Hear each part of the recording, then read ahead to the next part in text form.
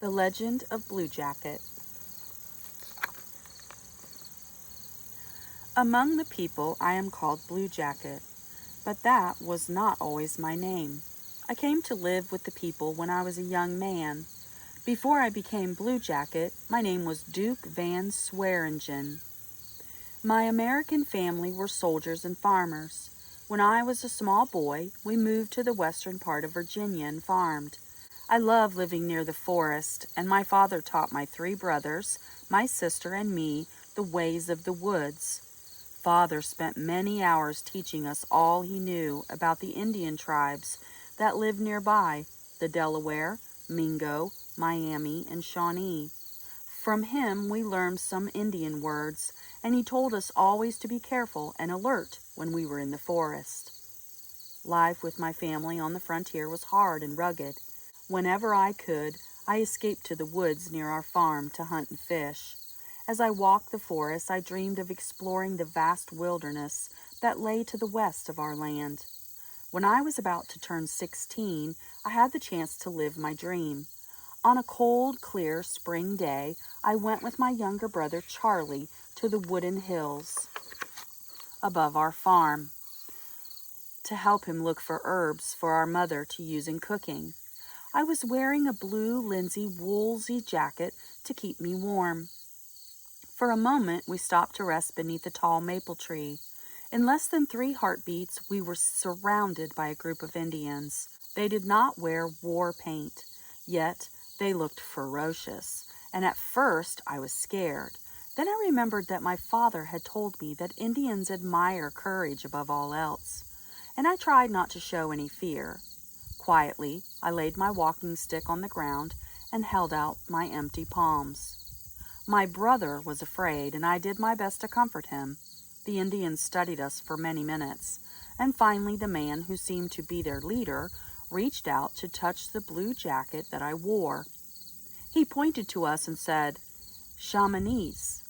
Then he pointed to himself and said, "Shawnees."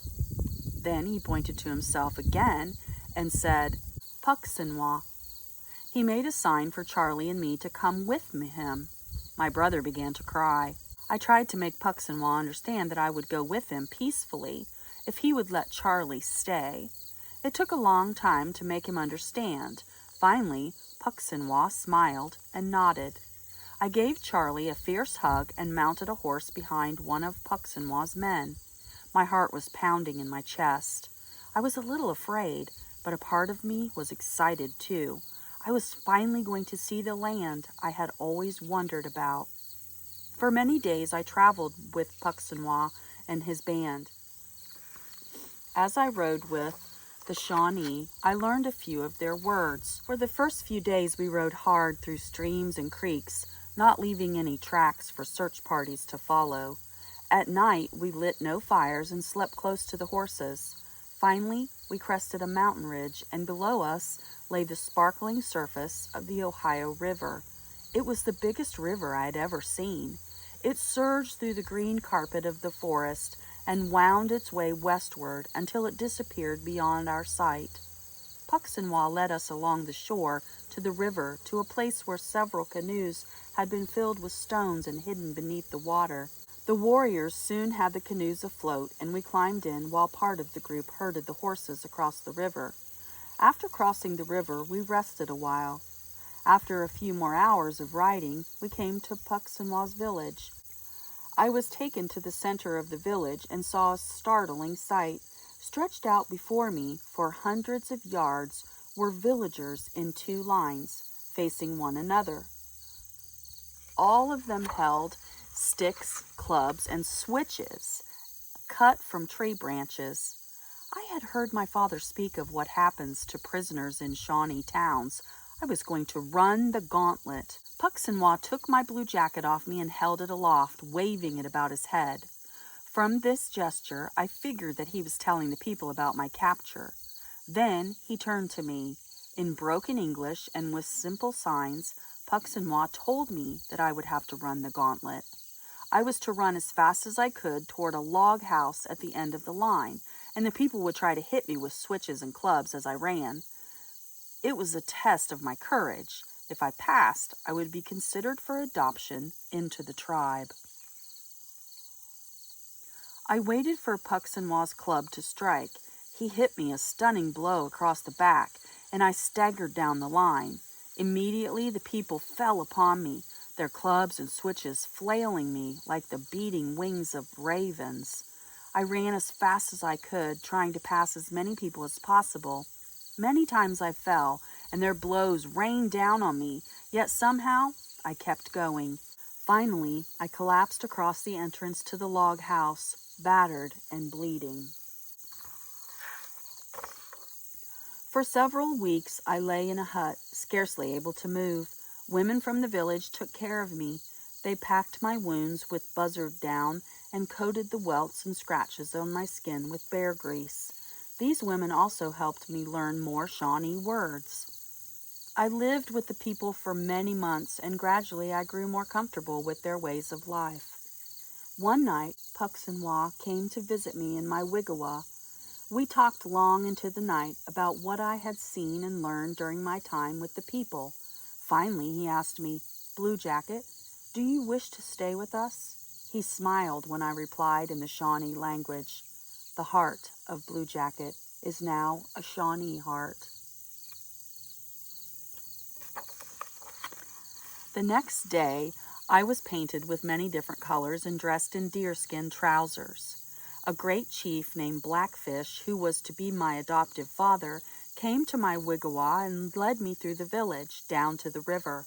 I walked into the river as all of the villagers watched. Some women followed me into the water and scrubbed the paint from my skin with pebbles and sand. When all the paint was gone, Blackfish told everyone that my white blood had been washed away in the river, that I was now one of the people, and that I would live among them with all the rights of a Shawnee. When Blackfish said, "We welcome our brother Bluejacket," the people cheered. My life among the people really began that day. In the months that followed, I learned more of the Shawnee language. I would listen for hours as Blackfish, Puxinwa, and our great chief Cornstalk told me the stories of the Shawnee. They spoke of how the people were created by Moneto, the creator. When the people were hungry, Moneto sent Corn Woman and Pumpkin Woman to feed us. Blackfish also patiently explained my obligations as a Shawnee warrior. It was my duty to serve and protect the people, even if it meant sacrificing my own life. Blackfish and Puxinwa spent many hours telling me about the threat of the Americans, the Shawnees. The Shawnee leaders believed that war was coming, and as a warrior I must fight the Americans, never trust them, and keep the people safe from them. They felt the Americans would soon build wigwams in the sacred Kentucky hunting grounds. Already warriors had found white settlers traveling through Kentucky, hunting game and building small cabins. The warriors would drive them out and tell them not to come back, yet more would return. Many times the American hunters and trappers would kill our warriors, and our parties would return in mourning. I began to wonder why the Americans were not willing to share the country, as we did with the Delaware, the Mingo, and other tribes. When I would see our warriors return with dead and wounded brothers, it made me sad and angry. Our village depends on the warriors to hunt and bring us food. Since I had spent many hours practicing with the bow and musket, I became an excellent hunter and marksman. One day, Blackfish decided that I could join them in their raids against the Americans. We traveled south to the Kentucky hunting grounds. When we came upon parties of Americans, we took their furs and horses and ordered them to leave. Yet there were so many of them and so few of us that no matter how many times we sent them away, more came to fill their places. But I began to relish these adventures and soon drew praise from their chiefs for my skills as a warrior. In my village there was a pretty young woman who, like me, was born an American. I soon found myself making excuses to see her. The village women did all they could to bring us together at dances and feasts. We soon fell in love and were married, and after that our son Joseph was born. I had never felt so happy. In the years the Americans called 1774, Cornstalk sent messengers to the governor of Virginia, Lord Dunmore, to ask him to stop his people from coming to Kentucky. Lord Dunmore would not agree to this. He said instead of that, if the Shawnee harmed any more of his people, he would send his army to punish us. Cornstalk knew that the Virginians were strong. In council, he advised the Shawnee and their brothers, the Miami, the Delaware, and the Mingo, that we should make a new treaty with the Virginians, that to fight them was foolish, but the people had their hearts set on war. We would sign no treaty. We met the Shawnee at the place they called Point Pleasant. We knew that we had caught them in a bad place, but they fought bravely. When the battle at Point Pleasant was over, neither side could claim victory. We had killed many Americans, but they had killed our warriors in nearly equal numbers. My Shawnee brothers told me that I had fought well. Cornstalk found me after the fighting was over and told me he was proud of me, but he also had terrible news. Pucksinwau had died in the battle. His words were a flame in my heart, but I vowed to be brave and keep fighting. Pucksinwau's spirit would live on in all of us. As Cornstalk had advised us before the battle, he signed a new treaty with the Virginians. This treaty said that the Shawnee and other tribes had no rights to the Kentucky lands. We could hunt. The treaty changed my life forever. It said that all white persons who were captives of the Shawnee must be returned to their homes. Since I had come to live with the people on my own, I was free, but my wife would have to go back to her American family. When the soldiers came to take our families, my wife and I could not speak for the grief that filled our hearts. I held her close to me and could scarcely bear to let her go. Our son would stay with me. He was too small to make the trip, and he would be raised a Shawnee. I watched my wife mount a horse and join the women and children who were going back to the Americans. Standing on a hill outside the village, I gazed at her until she rode beyond my sight. I never saw her again. The new treaty brought many more settlers to Kentucky. One of the men who came to Kentucky was a brave warrior named Daniel Boone. The Shawnee fought against Daniel in many battles, but we could never defeat him. He seemed to be blessed by Monedo. Because he was short and compact, we called him Shallowtee, which means big turtle. One day, Blackfish and I led a party of warriors to Kentucky.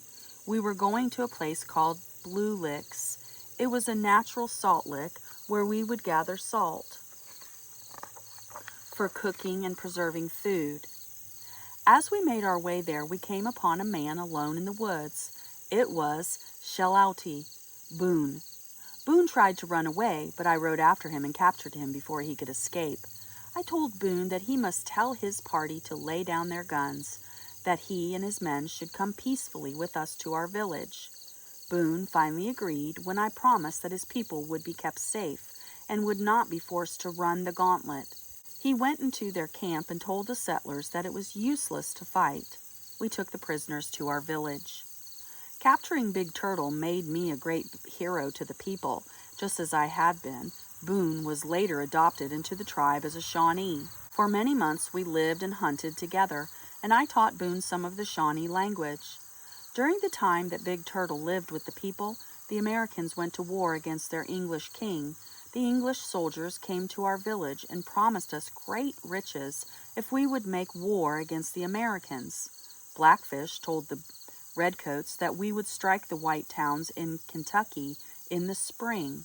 When Boone learned of our plans, he waited for the right moment and sneaked away from us in time to warn the settlers of the Shawnee attack.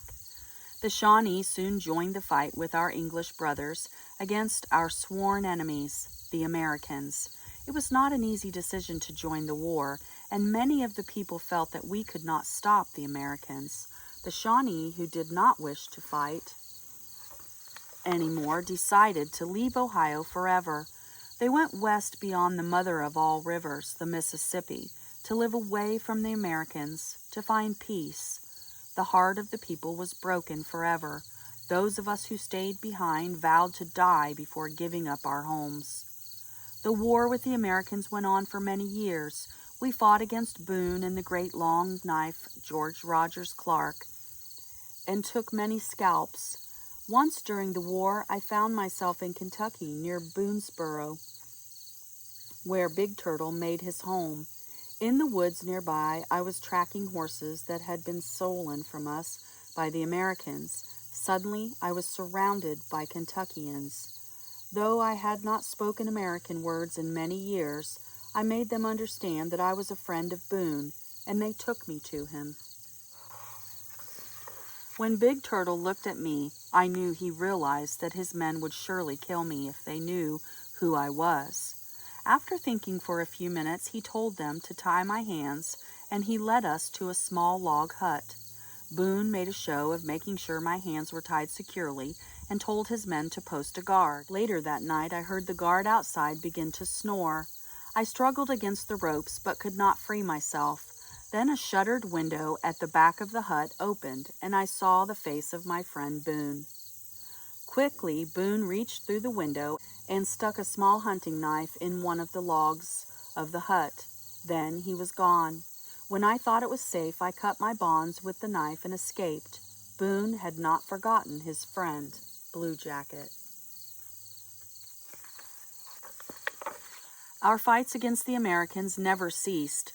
We tried to push them out of Kentucky, but we could not get rid of them. One day, word came to our villages that the Americans had defeated our English brothers and that their war was over. Our hearts became like stones. We knew the war's end meant that even more Americans would come to Kentucky. Though the English and American War was over, our war was not. In the early years after the Revolution, my greatest day with the people took place. In a ceremony before the Shawnee Nation, Black Hoof and Melantha, our chiefs, called chiefs of the Shawnee. This meant that I would lead the people in war and defend them with my life and with the lives of my Shawnee brothers. My heart swelled with pride. I stood before the council fire and spoke to the people. Before the council fire were 2 log posts. One had been painted white for peace, and one red for war.